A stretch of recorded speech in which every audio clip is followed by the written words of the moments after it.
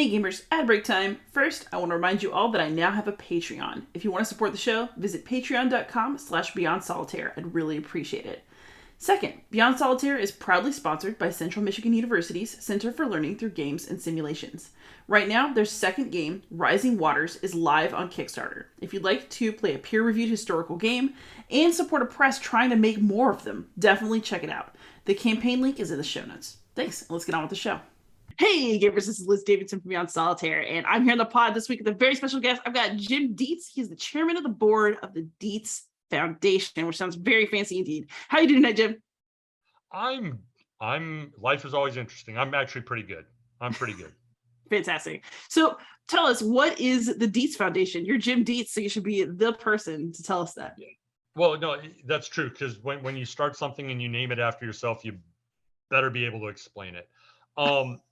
The Dietz Foundation is the world's only not nonprofit. There are a lot of non-profitable game companies. We're intentionally a not-for-profit game company, so that we are set up that when we make money in however we make it, that our funds and our profits go towards helping education. So that we will do stuff like purchase games and books for schools that lack financing. We've purchased clothes for a university college of education so that underprivileged students who don't have interview suits can actually have interview suits and show up for job interviews looking professional. We've donated playground equipment, and the goal in the long run is to have enough money to start endowing scholarships, first for kids who want to become teachers to help offset the cost of college, and then second to also help current teachers learn how to use non-traditional means like games in the classroom. And that's kind of the plan for what we do. And I get to claim the title of like president and chairman of the board. But to keep me in line, we have a me plus six others. We have six other people on the board of directors, and those rotate through, and they make sure that what I'm doing fits within the stated mission of the foundation. In terms of stuff, we make money two different ways. One is by the sale of the games that we produce, and with that, some of that money goes back into producing more games, because you kind of have to keep the pump primed. We also take donations, and when we get donations, it's actually been put in our corporate bylaws that anybody that donates money directly to us, that money will never go towards game production, paying salaries, or anything else. All donations always go directly to the cause. So that once you take out the 3% PayPal fee, that's 97% of a donation goes where it's supposed to. And that's a lot more than the 50 or 60% you get from most, charitable organizations. So that's kind of what we do. Oh man, this is right up my alley. I am a teacher, and I know that you have been as well. So how did you go from teacher to chairman of the board? Like, what kind of life path leads a person here? Kind of like this. So I started off when I went to college. I wanted to work for the government. Government doesn't pay well, so I decided I wanted to be a lawyer. My dad died. I got involved with lawyers, and I realized Shakespeare had the right idea with lawyers, and that most of them, I don't want to be that. I have ethics, I have integrity, and that didn't fit with me. So I decided I want to go teach college and be a professor. And then I realized that to be a professor means not caring about your students or teaching and only focusing on your research. So I wound up that way becoming a teacher at the junior college level, and then the high school level, and then back to junior college. Along the way, kind of had a lark with a couple friends, and we purchased a retail store and opened a small chain of game stores. And while doing that, designed a game and took it to distributors at that point. And they said, well, you have to have more than one game. Well, now you got to have more than one game. And once you have more than one game, you have to have continuing releases, and that became Jolly Roger Games. And Jolly Roger was around until the summer of 2015 when I sold it to Ultra Pro International. I went to work for Ultra Pro for about 3 years. And I do have to say that the people who run Ultra Pro and the owners of Ultra Pro are really good human beings. I don't work for them anymore, but I stay in touch. They're good people. Anyway, so after that, I was just coaching college, and with my athletes, kids complain all the time. And what I would always tell them is, don't complain, be part of the solution. And along the way with this, I found that I was doing a lot of complaining and I wasn't doing much solving or much help. And that's kind of hypocritical. And so in the summer of 2019, started the formation of the foundation. I realized that there is nothing like this. There is no game company dedicated to helping others. It's always about the bottom line. I do love capitalism. Just for anybody listening, I do love capitalism. That's all good. So one day while I was driving, I was driving somewhere. I started doing mental gymnastics on the amount of money made by certain big time games, Settlers of Catan, Ticket to Ride, Carcassonne. And I realized that with the profits that have been made with Settlers of Catan over the past, since its release, 25 years now ish? It's been a 20, while. 25? Yeah. Those profits, I could have donated that and made college free for every kid in the state of Kansas in perpetuity with just one mega hit. So if I could start a company again with just smaller hit, and I started, well, I don't have a Settlers of Catan. So I started looking at the money I made off of the Jolly Roger edition of Kremlin and realized I could have made college free for 4 kids. I could have endowed 4 scholarships with that money. Well, if I do a bunch of smaller hits, because small company, if I produce 10 games and each one can make college free for 4 kids forever, I've helped 40 kids a year going forward the next 100 years. I was like, that sounds like a great idea. And so that's kind of the path to get here. That it just became, I wanted to run a game company again. I don't like working. I love the Ultra Pro people. I prefer working for myself. And so I started it up again. And I while we're here, the Ultra Pro people have been great about it. The other thing the foundation does is I've solicited game companies if they want to send me games, and then I will distribute those to schools and community organizations, educational groups, and Ultra Pro just completely knocked it out of the park because their ownership is really about this. They sent me about $20,000 worth of games that were suitable for junior high, elementary school, and high school, and those games, they're all gone. They're all out in schools and everything. So give a big shout out to the person in charge there. That was Jay Quo that did that. So that's the foundation.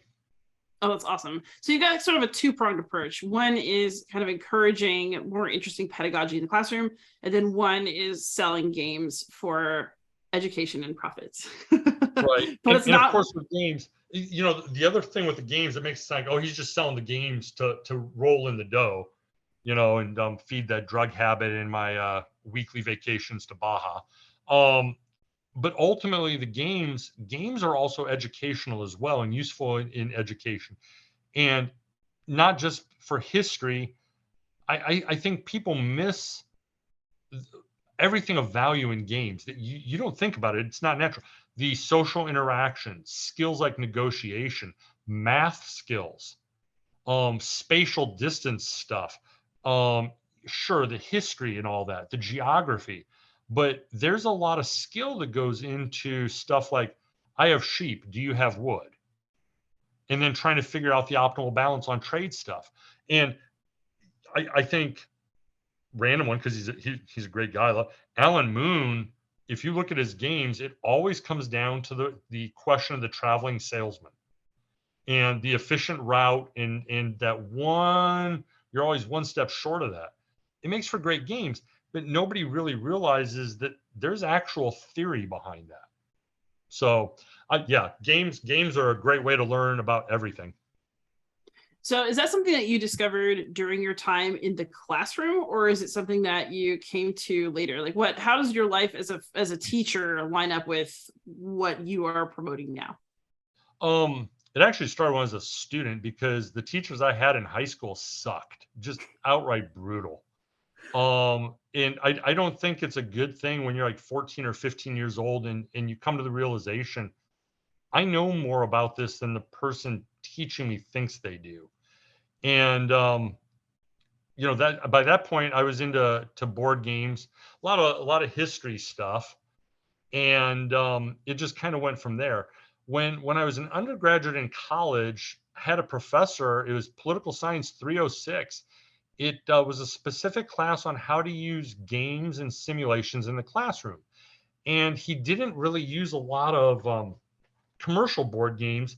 He used academic ones, and they were fascinating. I still have a couple on my bookshelf. Town simulator called Camelot, where you assume the role of somebody in town, and how it proceeds is very organic.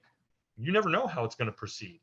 Had one that the president is kidnapped while in Central America, taken hostage. What do you do? And you go through it because it's time sensitive. Like every minute represents the passage of 6 hours. But in the end, after you do this, he shows you it's all just this flow chart. It's just a decision tree. And so I found that very intriguing. And because I had so many crappy teachers in high school, it dawned on me you've got to keep kids engaged. And the more fun kids have, the more they want to learn, the more they're intrigued. And or if they have questions, they need ways to answer them that aren't just the teacher blasting info at them. So I always looked for things that would make kids go, well, that's funny. Is he telling me the truth? I better look that up. And things like that, or leave him going, well, why is that? And following that little 3-year-old in you, it's like, well, why? Why? Why? Why is the sun hot? Why is the sun bright, Dad? Because it's like an atomic reaction. Why? Because it's made up of hydrogen and helium. Why? Because you follow that track until the 3-year-old exhausts you, and you just say, because it's all made of green cheese. But I think that's important with education. In games, who doesn't like a game? I mean, when I can read 2 chapters in a textbook or play a game. Yeah, I'm playing a game every time. So that's kind of how it all worked together. Yeah, and I do agree with you. I think especially now with students in this day and age, I really believe that even if we don't all label ourselves that way, everybody is a gamer. I don't know anybody who doesn't play something, even if it's just pool through their little texts on the iPhone or something. Everybody plays games. And yeah, so I really enjoy games in my classroom. And I appreciate this mission. So what kinds of coaching have you been offering to educators so far as part of your foundation's work? Mostly it's through just like resources and suggesting. Haven't had a lot of teachers actually ask, hey, how do I do this? I don't want to call it depressing. It's a lot of times I think it's getting the word that the foundation's out there to help. And I think the timing of the foundation with the way the world went was not perfect because of COVID. And with the way education went once everything shut down, that teachers having to figure out for themselves how to use technology and adapt online lesson plans and do a lot of this other stuff hasn't left a lot of time for normalcy. And then you get angry parents at school boards, half of them angry that you're going back to school, half angry that you would consider remote, half angry you're wearing masks, half angry you're not wearing masks. I think teachers are really overburdened right now. And so they it's not that teachers aren't interested in learning new ways to teach or to try and get through to kids. I totally think teachers want to do that. There's not a teacher in this world that doesn't want to get through to every kid in their classroom. But right now they're just trying to keep mouth and nose above water with all sorts of stuff being thrown at them. And I think that's a problem for educators, and that's more than a little old foundation can help. That's something that's got to be dealt with um, by elections and governments, which is beyond the scope of what the foundation is supposed to do. So we got to avoid the politics there. 501c3 can't be doing that. So. Fair enough. Well, those of us teachers who are still on the ground are doing our best, and I'm actually hoping to do a reacting game in my class this year. So we're out there. That's probably one of the reasons the podcast is here, actually. So if you're a teacher out there listening, this is for you. It's this is the first year I've coached high school in like 20 years, and one of the things that I knew that the seniors are the only group of kids in high school who previously had a normal year. Yes. Nobody else has had a normal year. So it's as if a lot of you have 3/4 of your kids behind the 8 ball. They're trying to learn how to be normal or to have a normal year. They're under socialized. Yeah. And I also think the other issue, since we're talking education, I really think that kids are probably a year behind where they should be cognitively. And I don't necessarily mean that in terms of the book learning and all that stuff.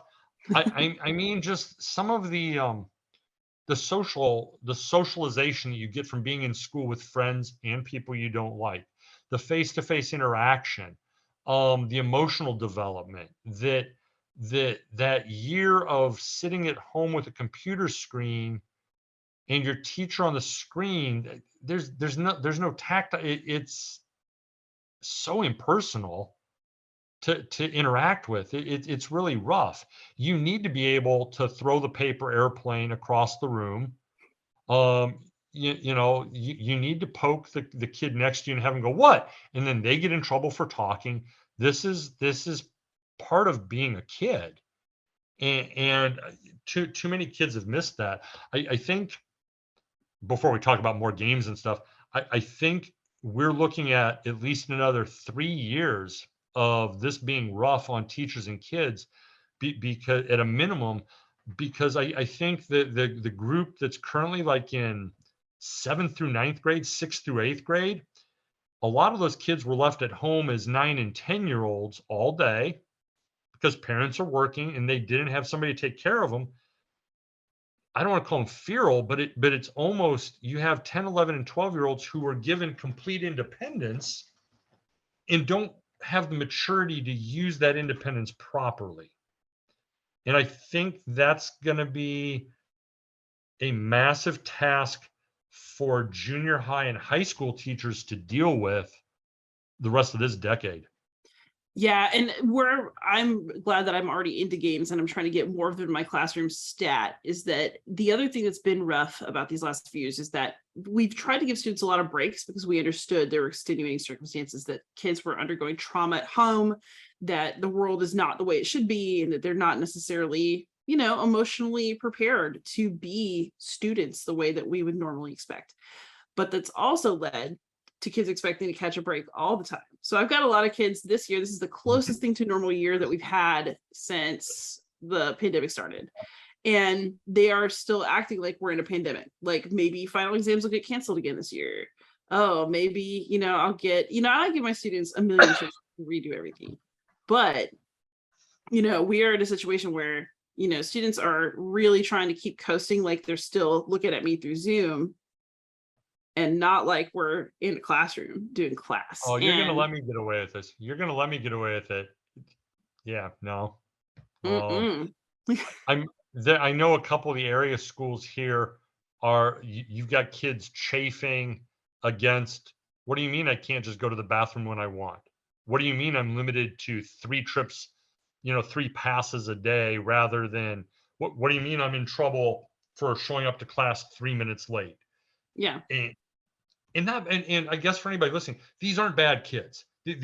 These are not bad kids doing this by any means. It's just they haven't had this for 3 years, so there's no sense of routine. Yeah. And I'm very loose about things. Like, I actually do think we're ridiculous about teenagers and their rights to go to the bathroom. I mean, it's absurd. But you also get the kid who goes to the bathroom and just come back for 20, 30 minutes. So, this is why we can't have nice things. Yeah, and one of the schools I know, they installed a pass system since all the kids have their Chromebooks. Teacher, if you go up and ask, teacher types in their code, and then it notifies basically all teachers in the school. The principal's got the full list. You've got 7 minutes to get back to that classroom from the time you did it, to prevent things like vaping and everything else that you could do in there, that goes on. Another school has already had, speaking of those young kids, they've already had to take the doors off the restroom toilets in the boys' room because of vaping and kids hanging out. The old Brownsville station, smoking in the boys' room. Oh, God. Smoking in the boys' room. Yeah. We should provide the YouTube link for that so that everybody can enjoy the real version of that song. Indeed. Hey, kids are going to be kids. But yeah, honestly, the only thing I find the thing is you can control where kids' bodies are, although I have lots of issues with how we do that and our attitudes about that. I'm very pro as much independence as possible for kids, but you can never make them learn. They only learn because they want it. And there's 2 ways to do that have to both be there. One is they have to respect you. They have to like the teacher. I know students who will do everything in the world for a teacher they like and nothing for a teacher they do not like. And it's just the truth. Yep. And then you have to engage them. And, even if they love you to death, if you're not offering them something interesting, they're gone. They're gone. And so I don't disagree. And I think adults listening to this, you're going to think back to your favorite teacher in high school. And at the time, it was basically the one that you liked, but it was an easy grade.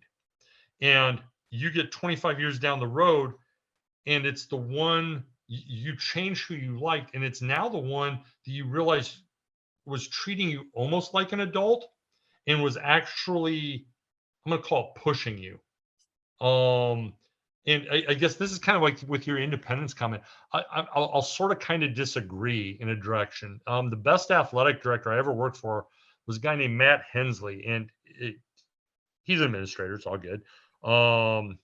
His comment was always, kids want discipline. They want to be regimented and given organization. Just be aware they're going to fight it the entire way, even though it's what's good for them and it's what they really want, because they're teenagers. And I think that's also true. I'm so glad to not be 13 or 14 anymore. Oh my God.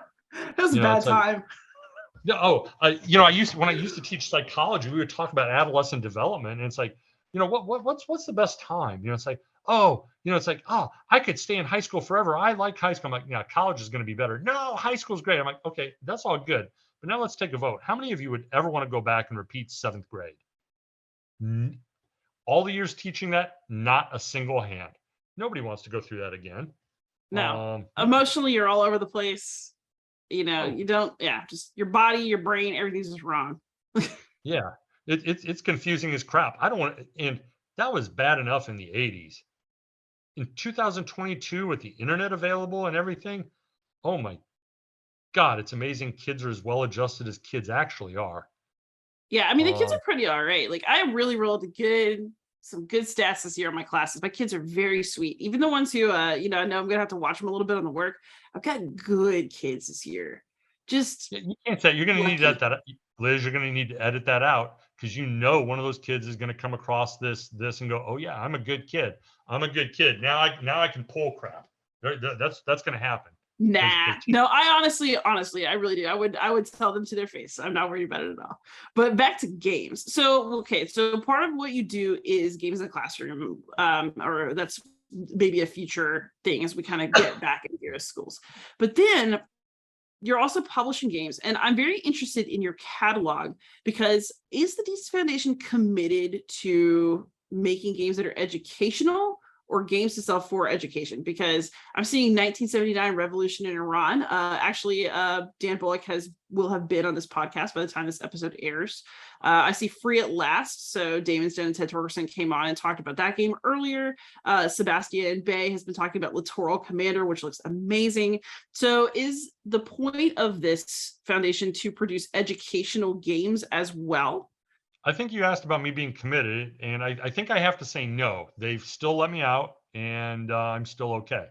For now. So the idea, educational is a very broad mandate that it's nice I can take in whatever direction I want. So if it's a game that involves 30 dice and who can count quickest, totally, that's great. That counts as educational because that's sixth grade math, fifth grade math.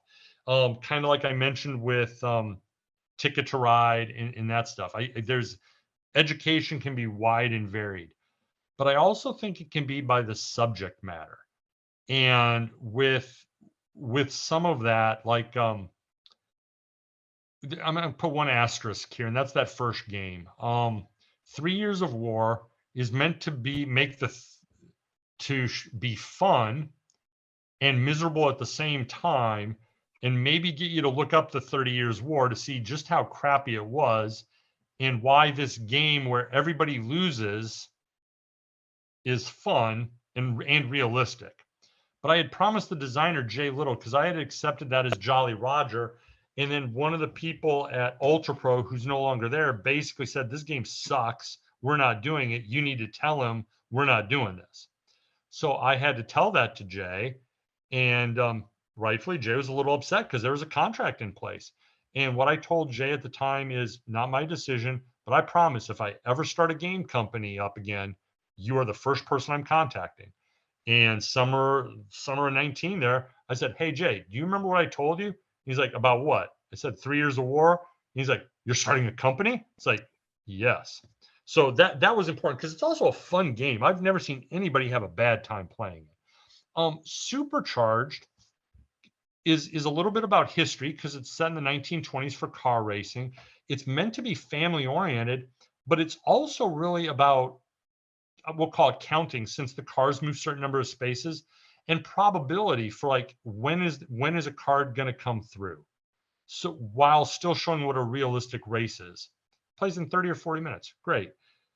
1979 is also educational. It's a subject that Americans are ignorant on completely.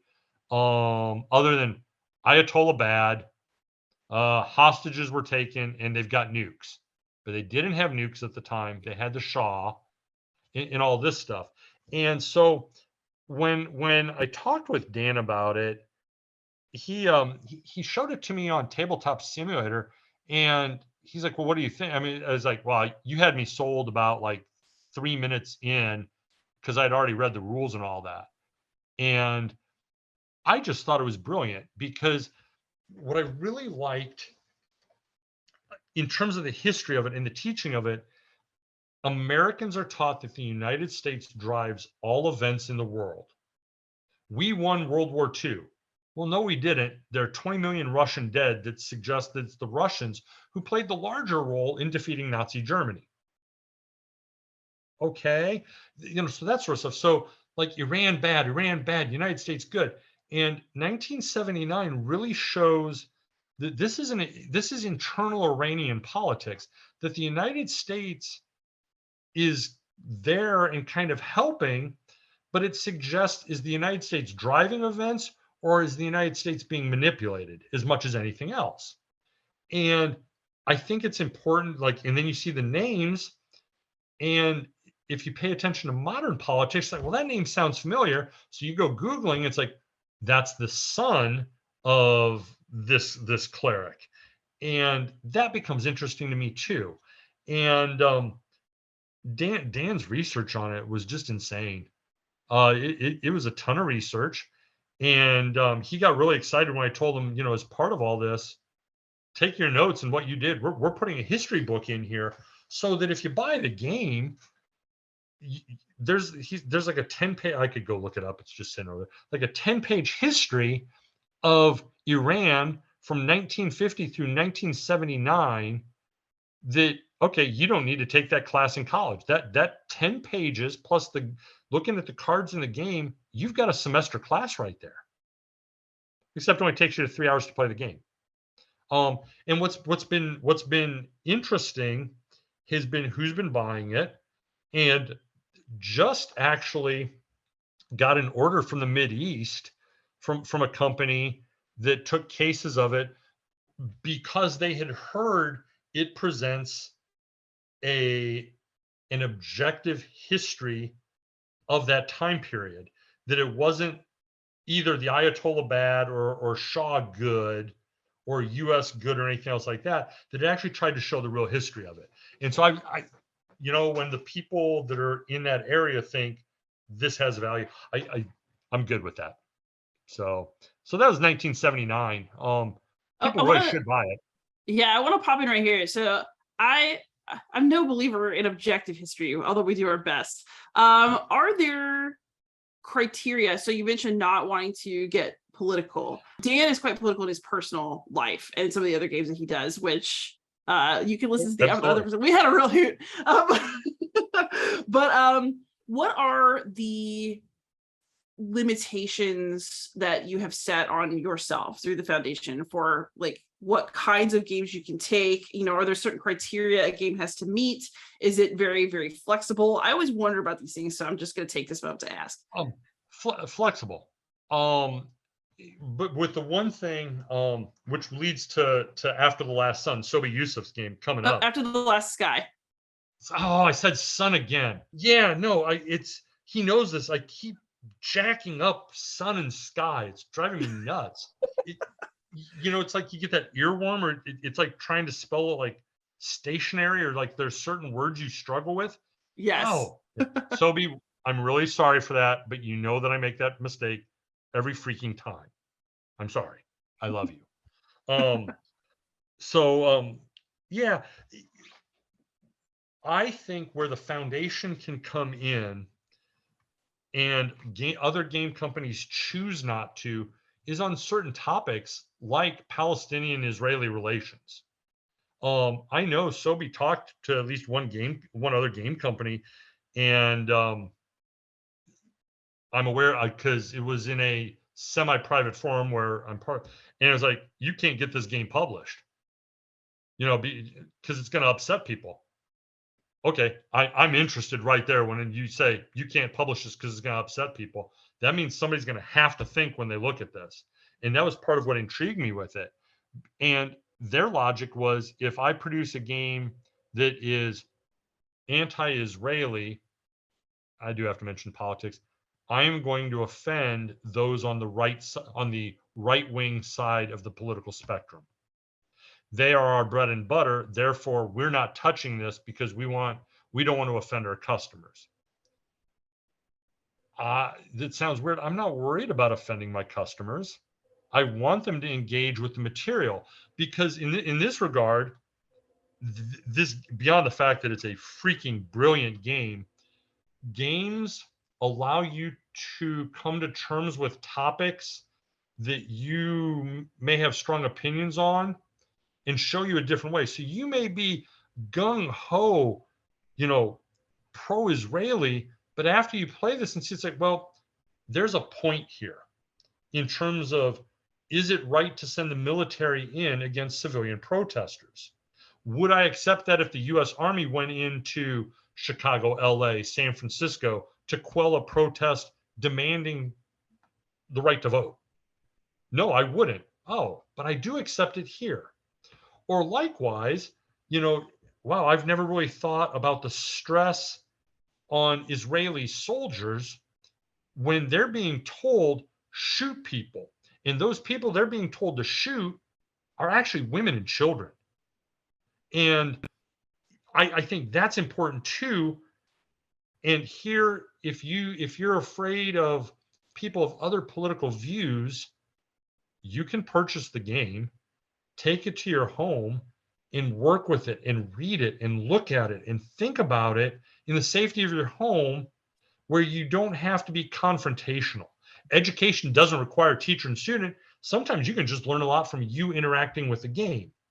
And so I think that's an important thing, that this is going to permit people in the safety of their own home, in their happy place, to examine a topic that they may not know as much about as they think they do, and it may change perspectives.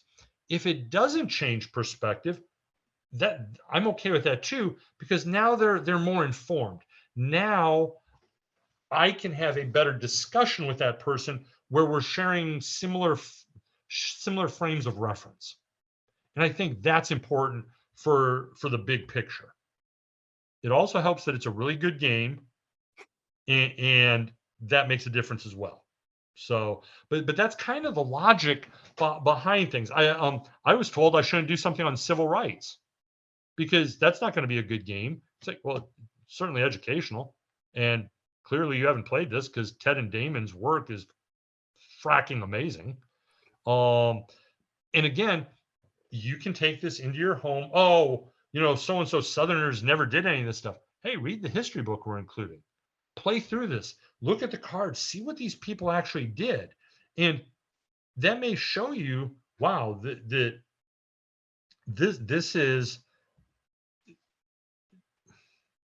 They talk about World War II veterans being the greatest generation, but for Black America, for African Americans, that's the greatest generation. And then you see what they went through, what it takes to win in this case, win the game. You got to cooperate, but you got to compete. The game is out to get you between law enforcement and society. How are you going to do this? And then to find out that all of these cards all happened, that nothing in this game is made up. And then you can refer to the history books we put in, and writing the history books was both inspiring and one of the more depressing things I have ever done in my life. To see some of the stuff that was overcome and people to continue fighting for what they believed in is astounding. To then see the stories of like the Florida, and this again will border on politics, but Florida doesn't want history addressed in their classroom, like with civil rights. There is a reason. That's because a Florida sheriff in like 1962 was acquitted of shooting a Black man who was handcuffed. He was acquitted because they couldn't identify which of the 300 bullets in the man was the sheriff's. 300 bullets in a single person. This is history that should not be hidden. This is part of American history. The motel owner that did not like blacks and whites swimming together, so he threw battery acid into the pool. Oh. Um, Yeah. there's the name has escaped me because long day. There is, but it's not just the big name people. There's a gentleman. I thought he was from South Carolina. He wasn't overly smart, wasn't wealthy, but he went to all these civil rights events, and what he did was he would look for where the police were hitting women or potentially key members of the movement leaders, and then he would go and he would provoke the cop to hit him instead. So he would basically take beatings so that the important people could not be hit. That was interesting, and so we've put all this in there with all these people, and it's just it's this book of heroes, and it's history of a lot of bad stuff going on, and we're at risk, since that is now 55 to 60 years ago. That generation is coming to an end, and at that point we lose our connection to it in history, and at that point it's only going to be in books or videos that you get it, or in this case a board game. Yeah. And I think that's I think that's important. This provides an interactive experience with an absolutely important moment in American history. That's awesome. Yeah, it's such a shame that you have to like say that edges on political too, because like facts are like things that really happened and that we have evidence for and like primary sources. Those things should not be political. That stuff No. belongs to everybody. And I I think mentioned that that that's simply awesome. because of Florida Yeah. and their whole law thing. So So I was also going to ask, so you're doing all these really intense historical topics, and I think that's really exciting. Personally, I'm 100% here for this in games. You're also a nonprofit that's doing stuff on Kickstarter and crowdfunding. So I guess that leads to two questions, right? So you're willing to confront these really difficult questions, but you're crowdfunding, and like, does that present complications? And then also, how does your company fit into kind of board game media as it works now? Because that's also a very kind of okay, profit let's hit the heavy first area. question. Yeah. Kickstarter and crowdfunding has been important for the standpoint that provides. When I put it on there, my goal is always set to what's the cost of production plus the cost of shipping. Because to me, that's what Kickstarter is about. It's not supposed to be a pre-order system like generating millions of dollars. I just want enough to get the game to market and let retailers and wholesale do the rest. Mm-hmm. Um, I have heard free at last. I received quite a few messages unhappy with the game. And across the political spectrum, there was um, JFC. It is pathetic that a game company would try and submit people to the woke propaganda of the left. You are pathetic. Okay. And then on the other side, I looked you up. You're a white male. You have no business talking about civil rights because only blacks can talk about civil rights. So all of those border detainees that happen to be brown, they don't care about civil rights. The fact that you don't know my relatives, their religions, their backgrounds, the adoptees involved, I don't have a say. Civil rights are for everybody. Um, so it crossed the spectrum on that. But I also got two really spectacular messages. One was from the son-in-law of one of the women in the game. Um, I think it was because it's two sisters. I think it's the son-in-law of Priscilla Stevens, who's on the card. She was one of those. I think she's the most arrested woman in Florida history, actually. That he's like, oh my God, my mother-in-law's in the game. If she was alive, she would have thought this was great. Priscilla Stevens Do. She marries a guy named Do. Remember that. So he ordered it, and then about 2 months ago through email, heard from somebody else that he wanted to know if he could purchase a copy, but have it sent someplace else. And I was like, yeah, that's fine. Great. He's like, will it be out by the end of the year? Well, I'd hope to have it this summer, but welcome to supply chain. Um, and I asked, why does it need to be by the end of the year? Oh, it's because I'm purchasing it for my grandfather because he's in the game on one of your Mississippi cards. And he's excited to see this because he was afraid that everything they did had been forgotten. And I was like, Aw. oh, we have to get this game out. So he sees this because he's like 97, 98 years old. Oh, I am going, if something has happened to that man between that email and now, I'm gonna be pissed. Because I want when I've got it noted when the games arrive here, hopefully in about 6 weeks, that's copy number one going out the door, right there. So That's yeah. awesome. So yeah, it's interesting the comments, and I suspect that this was just a warm up for Sobe's game because I have a feeling I'm going to hear some more. Yes, and for those of you But who are out there, this is After the Last Sky, which is about the first Intifada. I'm quite excited about it. yeah, I'm gonna hear that I'm an anti-Semite. I'm sure, and that I'm anti-Israeli. But again, the game is trying to be relatively balanced in a portrayal as it educates things. So we'll see how that goes.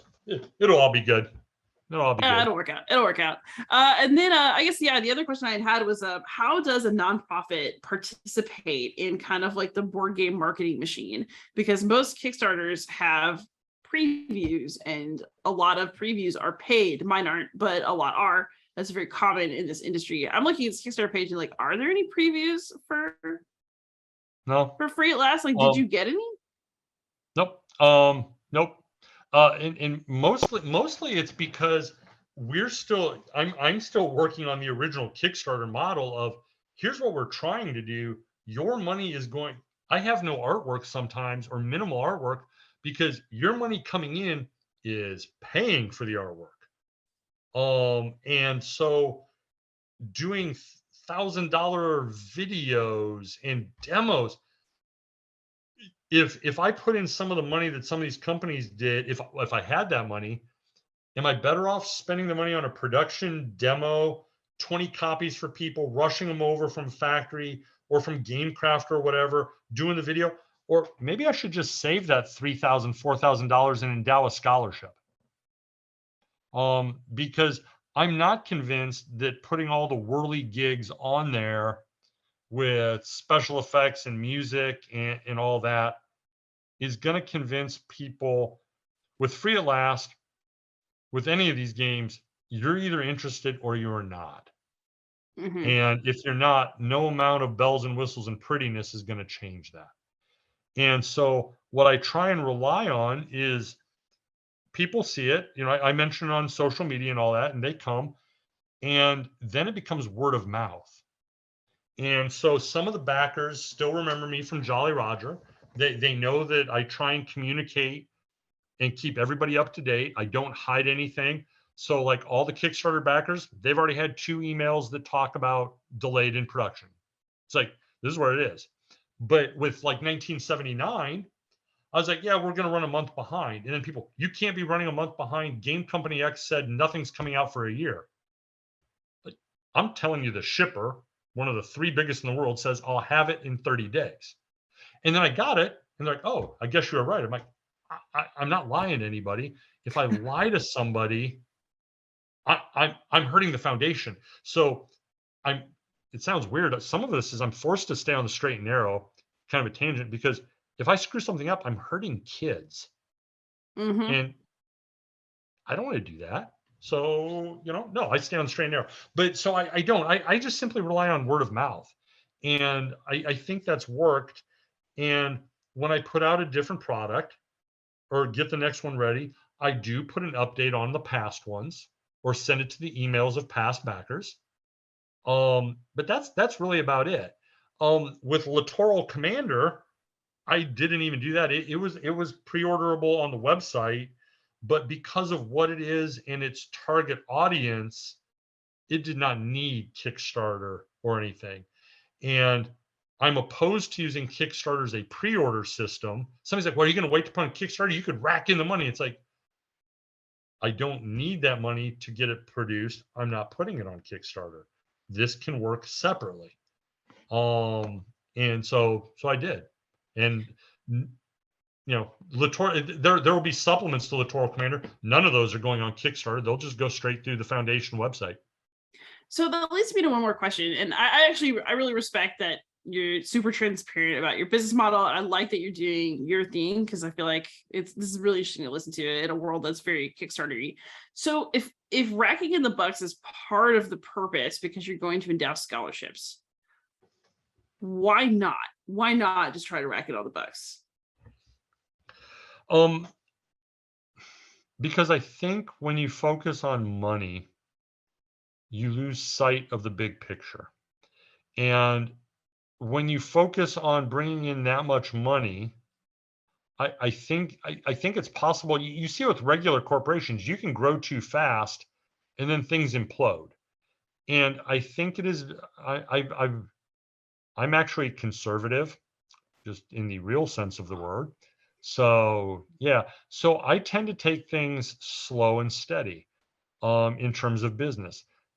If I never sell a copy of Free at Last other than the pre-orders and Littoral Commander, the foundation will still exist. It will still have money to do its work. There's no and not just that, I'll have enough money to pay the designers their full royalties. So I try not to go too fast to overdo that. So I don't focus on the money. It's really about the mission with it. And if that means I've got to go slow at the start to make sure I get things right, then I go slow at the start. If all of a sudden Free at Last sells 10,000 copies and I can go big, okay, great. But at that point, I still don't actually have that much money, because 10,000 copies of Free at Last is going to give me about $200,000 if that were to happen. And roughly about 30 days after I have that $200,000, it's going out of the checkbook. It's going to schools. So as a nonprofit, I knew when I founded it, I am always going to be without money. That's kind of the nature of it if I want to do this right. So I don't pay myself a ton or anything. It's really, and for those curious, I'm actually paying myself $3.50 an hour. Okay. So I'm racking in the bucks doing this. So it's really one of those that I already know that the minute that I get the money, it's going out the door for a good cause. So that the foundation will perpetually be in, hey, Kickstarter, can you help fund this game mode? Hey, can you send us donations? And that's kind of the way it is. And I don't like asking for donations. I don't like begging for them, but it kind of comes with the territory. At which point, actually, Liz, if I can add, people think, oh, well, I don't have that much money to donate. For if somebody, we can take like recurring donations, like you send like $5 per PayPal per month. That's actually enough to pay for the book rental for a kid in college for a semester. So right there, you doing $5 a month, I can get a kid books for free for their college for a semester, just with $5 a month from one person. It's you can do a lot of stuff with just a smidge of money. Another company that I was able to get about $150 of donations from people in March, and I contacted a company called the Choose Company. And Choose, people are like, I don't know what that is. They're the books that you read when you were in like 6th and 7th grade, the choose your own adventure books. Yeah, Yeah. exactly. Yeah. And in return for me being willing to pay for shipping those books to schools and teachers, they provided the books. So I got donations from a few people that totaled the payment. And we got like 300, 400 books out to schools with reading specialists in classrooms where they haven't purchased new books for 3rd and 4th graders in years, all on a couple $100. So, and that's because I know people. Yeah, you know how it goes. You know people, and that happens. I know people. So yeah, that's kind of where the foundation is with money. That also explains why It's you're willing to weird. take some very serious risks in terms of subject matter for the games. Profit doesn't matter. Profit doesn't It's matter not in that profit. regard. Um, well, no, profit matters, but there's so many ways to judge that, and it's not financial. Mm. Getting topics out there. One game that I'm not upset. It's Catastrophe Games is doing a game called I was gonna call it Stonehenge. Stonewall. Stonewall. Yeah, with Taylor. Yeah, that game needs to be out there because that's a point in history that's significant for a large number of people that nobody knows about other than, oh, it's some sort of gay riot. Well, no, there's more to it. Now with Taylor, I'll also tell you he's got a different design he's been working on gay soldiers from the Greek city-state of Thebes. Yes, the Sacred Band. So he's actually been on this podcast about both of those. I'll tell you what, because I've sent him messages on Twitter. I saw that design, and okay, I think Stonewall's a good game. That's all good. I think his design for the Theban Band game is really good as a game in the mechanics of it. I think he's really got a really good game system there on top of a subject nobody knows. So I reached out to tell him, man, I think this is just kind of cool. So, I got to talk with him at Origins and everything. So, I'm glad Stonewall's out there. A bunch of people are like, what sort of Confederate game is that? It's like, no, not Stonewall Jackson. A worth release Stonewall, indeed. I'm very excited to play that one too. Yeah, so I'm very excited about the future of the Dietz Foundation. I mean, I basically interviewed you because I interviewed a bunch of people that you're publishing.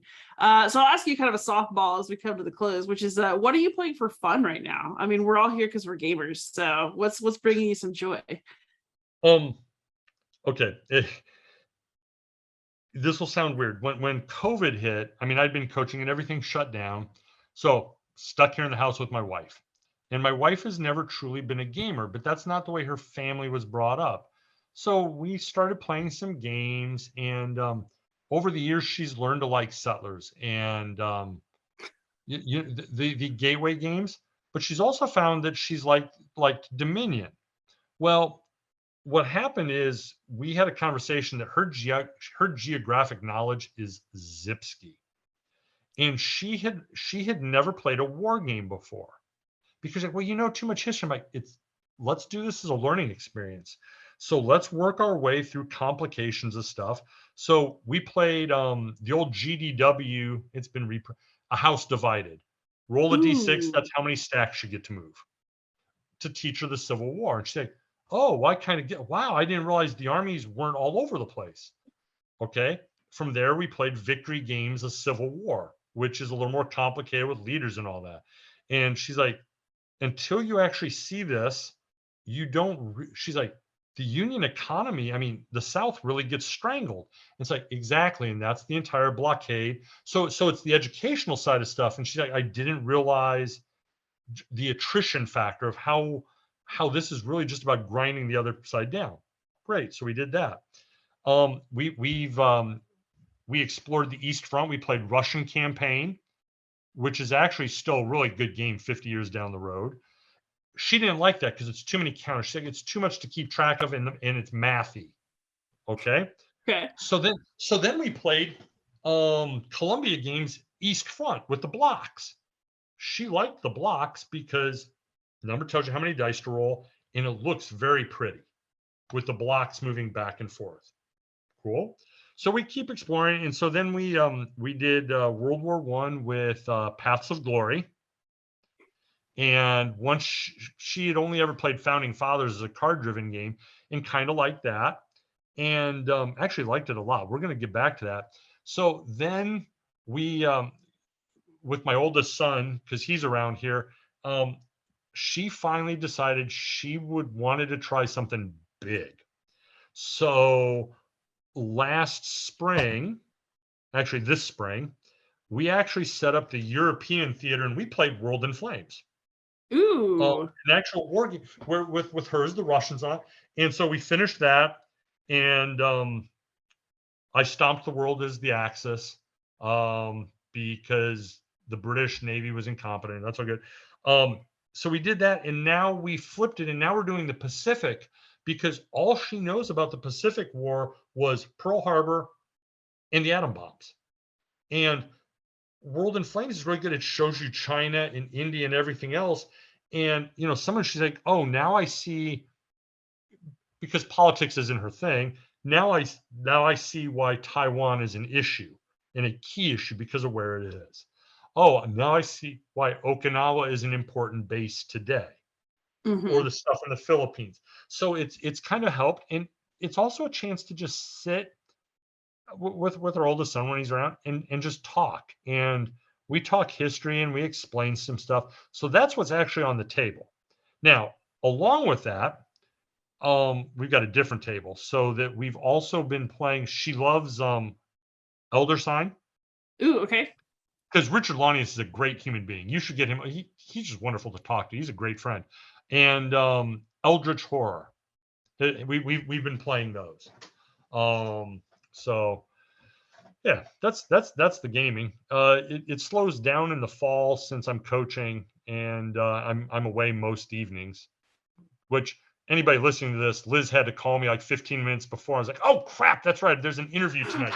Oh my God, because I've just gotten home. So it's like I completely space that off because it's nighttime in the fall during volleyball season. And yeah, I just whiffed on it. So Hey, we're about to hit October slump season for teachers too. So yeah, this is a very special time of the year. oh yeah.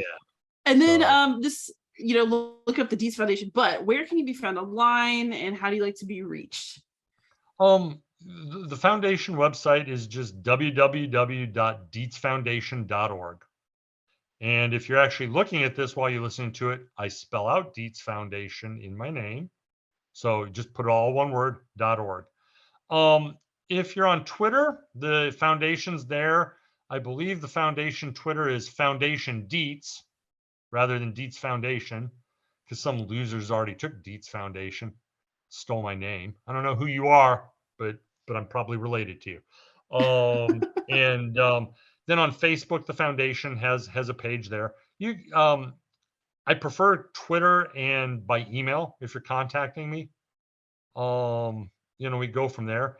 I would also should say that I won't reveal what they are. There are actually some good games coming up, and I found a couple designers with games that will be really good in the classroom. And one's going to be on the French Revolution, and got one about dinosaurs and one about sharks. Oh my gosh, my inner child is so happy. Oh yeah, they're pretty spiffy. So I'm looking forward to those.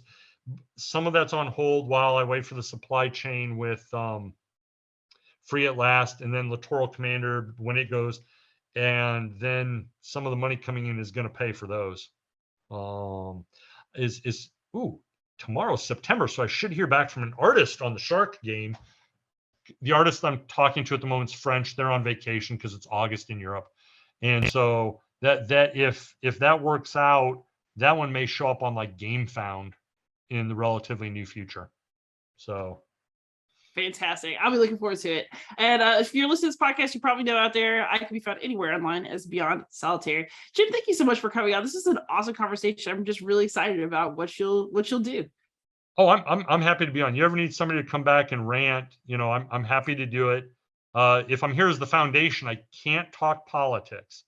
Now, if you say I'm just talking to Jim Dietz, then we can have a different. We can have a different conversation, ma'am. Yes. So, this has been great. I love spreading the word. I want to try and help teachers. I want gamers to learn by having fun. Life's too short to not learn something new every day and have fun every day. And that is the perfect thought to end on, I would say. So those of you out there, please like, subscribe, comment, ask questions, and most of all, happy gaming.